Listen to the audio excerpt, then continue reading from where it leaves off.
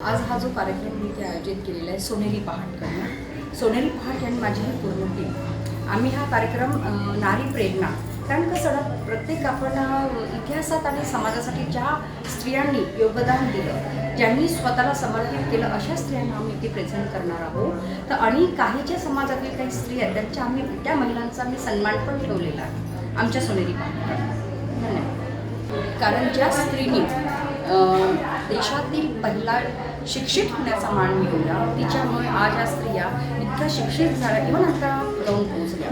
तिच्या पाठी मागे जे खंबीरपणे उभे होते ज्योतिबा फुले आणि सावित्रीबाई फुले यांनी जे समाजासाठी जे पहिली शाळा सुरू केली, मुलींना पुढे नेण्याचा त्यांनी प्रयत्न केला, अशा यांना भारतरत्न पुरस्कार हा तर मिळालाच पाहिजे.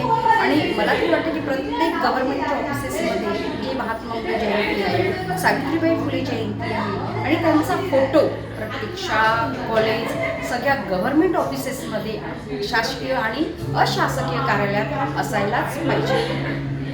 हे करू शकतो. मी महिलांसाठी फक्त 2 ओळी म्हणू शकते.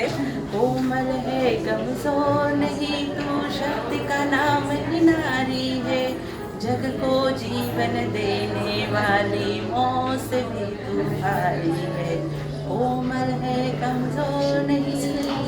हेच माझं जागतिक महिला दिनासाठी ओळी आहे.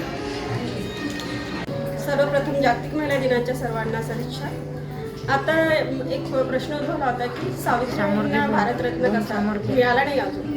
खरं म्हटलं तर हा मोठा प्रश्न आहे आणि आपल्याला कुणाला सांगायची गरज असावी हे खूप मोठी गोष्ट आहे. मला तर वाटतं की आपल्या जितके गव्हर्नमेंट आत्तापर्यंत जे सरकार झाले त्यांना आत्ता कधीच कळायला हवं होतं की सावित्री आणि ज्योतिबा फुलेंचं कार्य किती मोठं आहे, तर त्यांना मागून नाही त्यांनीच द्यायला पाहिजे असं मला वाटतं. सर्वांची तीच इच्छा आहे. तर आम्ही परत एकदा आता रिक्वेस्ट म्हणून म्हणतो की सावित्रीबाईंना जो आहे भारतरत्न पुरस्कार हा मिळायलाच हवा.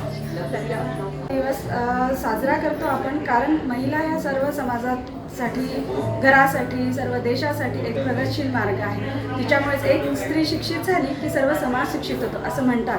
म्हणून महिलांचा सन्मान करणे, तिच्यासाठी प्रोत्साहनासाठी एक दिवस तो काढणे हा गरजेचा आहे. आणि स्वतः स्त्रीनेही चूल आणि मूल याच्यात न अडकता स्वतःची प्रगती करून या समाजाचीही सुद्धा प्रगती करते ती, त्याच्यासाठी एक दिवस हा तिच्यासाठी.